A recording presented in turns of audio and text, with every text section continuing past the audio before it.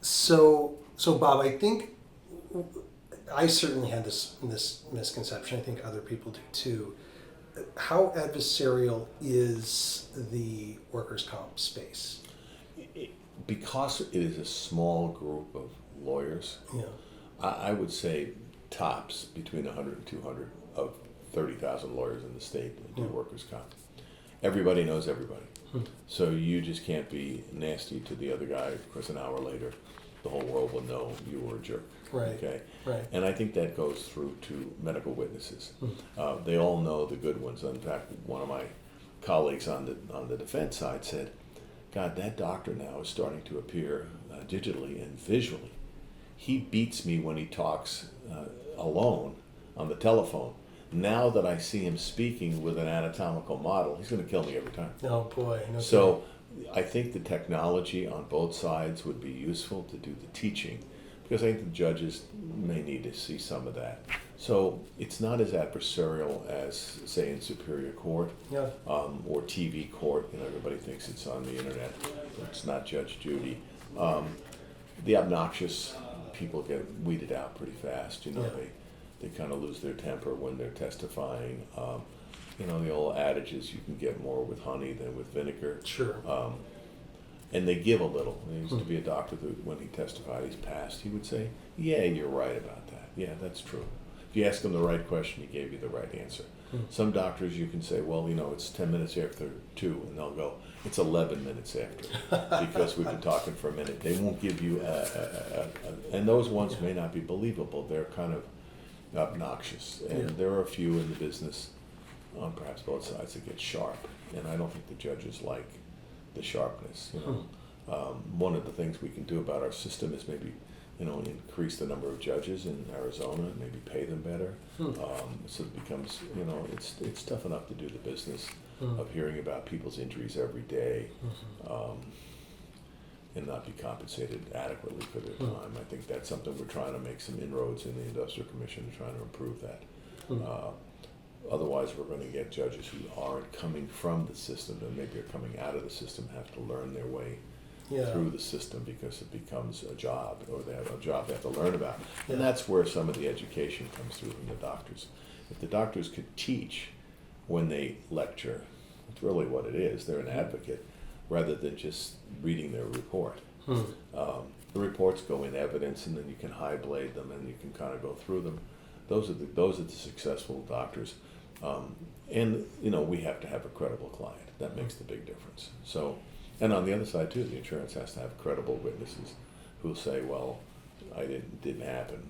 But gee, you know, were you there that day?" "Well, no, but I heard it didn't happen." You know, those kinds of things. They just want to avoid the claim. Or we can't pay the claim because he hurt his knee once before in Iowa. We don't do that in Arizona. So the system has at the fringes people that want to be adversarial, and I don't think they do too well. Okay. Well, that's good. So the system itself allows for some friendly problem solving. It's rather collegiate. I think it's a collegiate group of folks. And we all kind of know those that aren't collegiate. Everybody knows. When you get a case on with a particular lawyer on one side or a particular lawyer on the other side, someone's going to groan and go, "Oh, he's on that case," or "she's on that case." But that's a rarity. It's less than 10%. That's interesting. Well, you know, I think when we talk about the adversarialness of any system, that can sort of keep people from wanting to participate in that system if they perceive something difficult. One of the questions I had, I think would be interesting, is like, what obstacles do people face before they go to you, for example, for representation? Like, why might somebody be hesitant? Right. Everybody in the workers' compensation system, they're hurt, they're scared, they're broke, and they don't do well with paper. We're all dealing with blue collar. And I mean, I had one fella tell me today that he's up in northern Arizona, and he said, yesterday the president of the insurance company came to my workplace and wanted to know how I'm doing with my, you know, such and such injury. And I'm thinking, that's impossible. That didn't happen. But they don't know who they're talking to. And everybody works off their telephone. I say to someone, "Well, let me tell you something," and they're looking at the phone. I go, "Put your phone down." I'll go, "What insurance company is involved?" "I don't know." So we have an education process of people who think, gee, they watch the internet, they talk to their friends, they think they know all about the system. The biggest obstacle I find is that cases are not filed with the Industrial Commission. In the old days, you got hurt at work, you have to tell your boss, and the boss would call the insurance company. The insurance company would say, did you file your claim? And you have to file it at the Arizona Industrial Commission. And if you don't file it, we're not going to deal with you. Now sometimes they actually get benefits. The insurance company starts to handle it, and there's no claim filed. So, and if 1 year from that date they don't file it, there's no claim. So we educate people, say, look, file your claim. Go on azica.gov, go on Workers' Port of Entry, file your claim. Here's what's going to happen next. Then come and talk to us. Is that a difficult process? Let's No. demystify that process. Oh, I'm going to log in, and I know when I log into the Arizona Department of Transportation to renew my registration, it's infinitely frustrating. No, this is a simple process. Even I can do it electronically. Oh, good. Okay, great. And they can sign the form online, send it in, they get a receipt back, and they get a letter in a week or two that says we've turned this over to your insurance company, and they're going to handle it within 21 days. I must say that at least twice a day to people. No one has told them. They're just not good with paper. And I'll say, did you get this? No, I don't. Well, it's at home. And I go, well, they're folks that are not used to keeping a folder of stuff. Now there's the exception, the ones that can then have it all organized. But I think why they don't go to a lawyer is it's a mystical system. They don't know how to work. They're afraid the lawyer's going to charge them a fortune to walk in the door. We give a free consultation, but we say to people, here's what we need from you. We may need to get into your Industrial Commission file through a portal, which we can now. Yeah. So we try to encourage people to kind of do it yourself. That you don't need a lawyer until you need a lawyer. Other law firms will say, come on down, sign papers right away. Yeah. And we don't do that. We simply say we want good cases and good people. We don't want everybody who has a chip on their shoulder and wants to get even with the boss because he didn't take him to the hospital that afternoon. Yeah. So we try to sort that out, and it's difficult for the worker because they expect their employer to take care of them. And really, sometimes the employer doesn't know the next step in the comp case. Well, we called our insurance company, and that's the end of it. So they don't know, go file your claim, collect your medical records, go to a doctor. So that, we see a lot of that. People are not educated. And there is a lot of information on our Industrial Commission of Arizona's website, but people don't go there. It's amazing how they're not trained, or their boss doesn't say, go look it up on the website, or go to our website, or other lawyers' websites. I've worked at probably 10, 11 companies in my career, and I don't know that it's ever come up. I wouldn't know. I don't know anyone there that's known it, right? Yeah.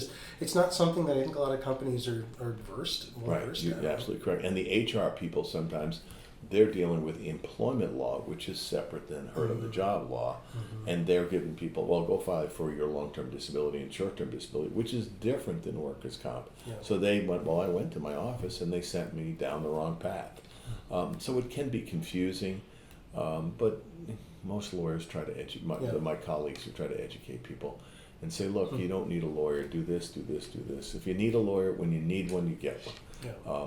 But it can be a difficult system. Again, we're dealing with maybe a language barrier, we're dealing with low education, and people that don't deal with paper. They're working outside all day with tools. They just don't deal with paper.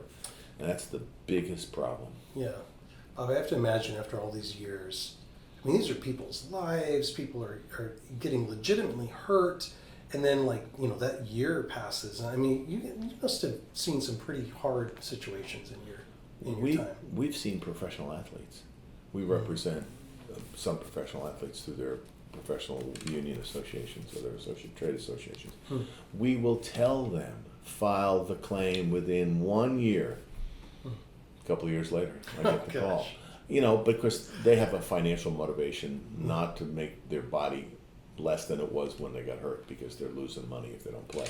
But I can tell you that I've had heartbreaking situations where people just, I didn't do anything because of COVID. I go, well, that's been like the last 2.5 years. Where have you been? You weren't in a hospital bed. You didn't have COVID. Someone else had it. But people are not, in my own experience in the last 2 years, people have become lazier.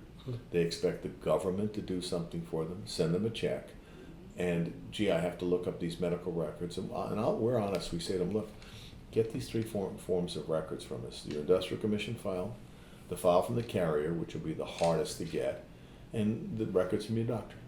And email them to us, we'll take a look at them. 1 out of 10 will do that. No Because they kidding. don't want to go to that extra step. They're complacent. Yeah. Gee, I don't want to rock the boat. Maybe I don't want to lose my job. That happens a lot with the undocumented Hispanic speaker. They've got a good job, and if they push it, they may not be able to get back into the labor system again. Yeah. So we have problems with people in just not being participatory. Interesting. Well, you already gave me some ideas of how the system could be improved. Is there anything that else on that list that you're like, boy, Oh, let me look. Jerry, at here's my punch list of things I wish if I had a magic wand. I just think if we could get we could have the system compressed a little bit in terms of the time. Again, these are people's lives, and not only the injured worker, the entire family is affected. Yeah. The children, the spouse. If we could just get the system moving a little faster, we'd all be better off. I mean, even from the claims end. But we're all remote. We're not going to the industrial commission to get your file. We don't. Well, I don't want to do it. It can be done. It's an opportunity. It can be done from your living room. It can be done digitally. Yeah. So people are. I don't know whether we have to change the ethos of the country to say, move along, let's proceed a little bit better. Take care of yourself. Everybody wants somebody else to take care of them. And I understand in the system where you get hurt, the system is supposed to take care of you. But I see a little bit more need for participation. Maybe the employer should educate the people. If you get hurt, this is what you do. Yeah. If they just told them azica.gov, they could file their claim. Well, my employer didn't tell me that. My employer didn't do this. And they don't know. And maybe if the employer would take them to the hospital a couple of times, that might be nice, or send them a get well card. People get really, really upset that they're not being listened to. That's the biggest. No one listens to me. I go to my doctor. He zoomed me in, zoomed me out. And I didn't tell him about my other shoulder. Mostly my elbow was broken, but that shoulder was bothering me. So then that doesn't become part of the claim. Oh, gee, it wasn't documented right away. So I think if we could use a little common sense, the system would move a little better. I don't know if there's an analog to this in the work comp industry, but when I look at just to draw on the med mal industry as an example, I go to see a doctor. I feel that I'm hurt within that receiving of care, so I file a claim, malpractice claim, maybe against the hospital, against the doctor, whomever. Similar mechanics that happen there, right? So a harm event happens, and then, hey, I think I was hurt, and then a long time goes by where nobody's being listened to. So that's where a lot of these claims come from. A lot of the lawsuits come from, hey, I complained, my mom died, or I was legitimately hurt in the surgery, now I can't work anymore. But then a lot of the industry is built around just wait it out, right? Yeah, a lot of stonewall. Kick it down the road. And then you've got, while that's happening with the patient or the family, you've got the doctor that's legitimately like, hey, this was hard. This was not the outcome any of us expected. Maybe I made a mistake. Maybe I didn't. So now he or she is going through their own trial, personal, turmoil for months on end, right? As this protracted process just takes forever. Well, what happened in that industry, or what's been happening, is you have the introduction of these communication resolution programs or early resolution programs where harm event happens, and within a couple of weeks, the doctor, the patient, other people are getting into conversations and talking rather than months of protracted or whatever. And that's really been fascinating to watch. And you're seeing it picking up steam in a place like California where legislations enable stuff like that. But I'm curious if there's any trend in the work comp industry for, to your point, get these things done a little bit quicker. Sometimes it's, especially in the triage system, it's right. Yeah, I don't know that we can handle this case faster, but these other 8 probably can. Is there anything you've seen? I don't see it yet, One of the things I do see that is counterproductive is the major hospitals are insulating their doctors with lawyers. So my client gets hurt and goes to hospital chain A, and we file a comp claim because he got treatment in that hospital. We want that doctor to participate to say, well, whatever diagnosis you gave him is related to the industrial. They lawyer up. No They kidding. get their own lawyers. I've had one where we had the hearing set 4 different times. Wow. And the doctor before was cooperative with me until the hospital chain brought their lawyer in. What's behind that? I don't know. It's just that. Just perceived risk. Perceived risk. Reputation in the market or something like that. So something about this is going to come bite us, right? It's just never going to come out the way we think it is because there's lawyers involved. Lawyers and doctors, bad combination. Yeah. And so we've had hearings where the doctor, and I were talking before. Then the lawyer's involved, and usually a young lawyer from a young law firm that they've put in charge of this. And I'll say, look, you don't know how the system works. All I want to do is have him look at the other medical records and tell me why they're wrong. Oh, we can't do that. We'll only testify about what we saw in our records. And they're concerned about some other arcane case that came out of the civil end of the world that really doesn't apply in comp. So we're telling people, look, we're not going to take cases in which those doctors or those hospitals are involved. No kidding. Because, led my personal firm, saying we're not going to take that because it's an impediment. We need a doctor to be able to prosecute the king and to make the claim. Yeah. And if they're going to stonewall, then let them get their bills paid somewhere else. I don't care. Wow. So that is it, and it's not part of the industrial commission's issue. This is something coming out of the major hospital chains. Interesting. Yeah, that's been in the last year or two. And then in my case, the industrial says, look, we've tried 4 times to get your doctor to testify from the chain, and we've had to deal with the lawyer, so we're just going to proceed without your doctor's involvement, and of course you lose. That's really unfortunate. So that's not answering the positive question. That's my last negative question. So this issue is not helping us resolve claims. And as you say, in communication, all we're asking the doctor to do is to offer an opinion, but they're concerned that opinion might come back to bite them, and because of other case law that's out there where the doctor was given an opinion and then someone got prosecuted for child abuse or what have you as a result of that opinion. I have a client who got her to work, and he's got some truck insurance, and they pay his premium if we can get a letter from the employer that says this was the last day he worked. Okay, I said to the client, well, I don't do that, but I can write you a letter. Give me your policy so I can. No, you got to get the letter from the employer. So the employer's lawyer says you have to write to me. So I write him a letter. So basically, here's what we're doing. I'm open.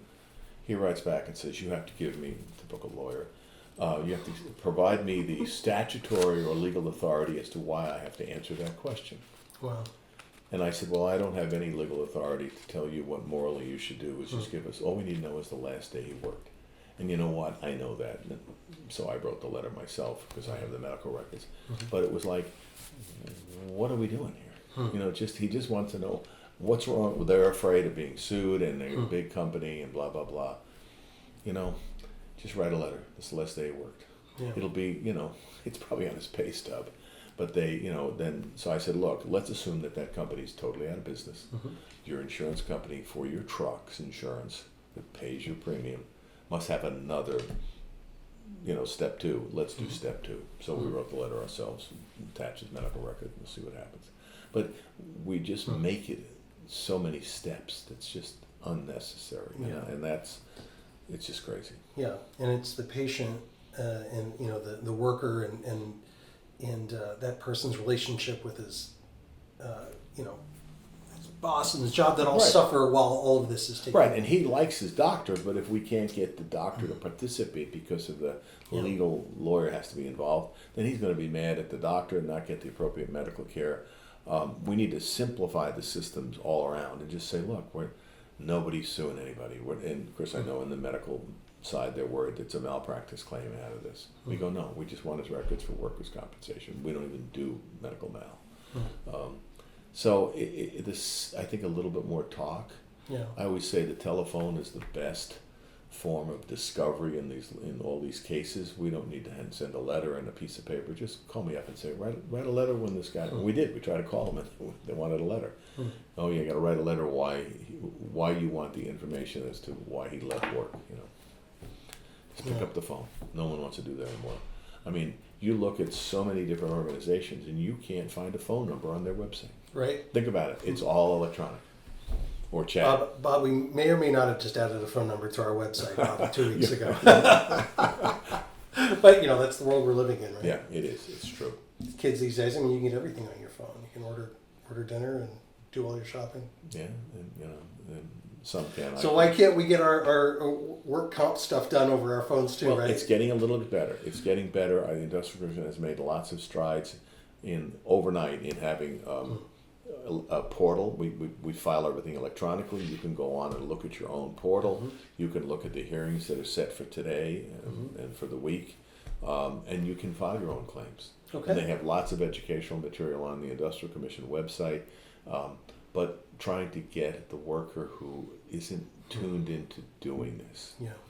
That's the problem. It's interesting. It's almost like we should teach people in high school how to do it. In the old days we taught them how to balance a checkbook. We don't do that anymore. Something practical. No one has checkbooks, but it's something Right. practical on how to maneuver through the system. That's great. Well, It seems like there's an opportunity there for technology too. Yeah, Help it really people is. see that this is approachable and make it easier. And many of the insurance companies have that. They can go on the portal or whatever they call it, and they can see their own claim and their own processing of the claim. Great.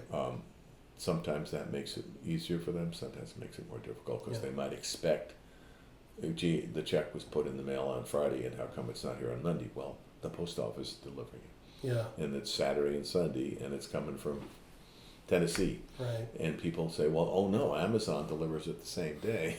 Maybe we should have Amazon run the system. I don't know. I think I thought of that at times. Genius. Yeah. Well, Bob, this was really interesting. I appreciate you coming down here to talk to me. We're going to add your LinkedIn to the show notes. Is there any other way that people should look for you, get a hold of you? They can just simply look us up at azheardonthejob.com is our website. We're pretty receptive. We just call us at 234-3700 extension 5 is my paralegal, and she'll route the call to me or my colleague, Mr. Gahada, and we'll talk to people. We talk to thousands of people each month. Great.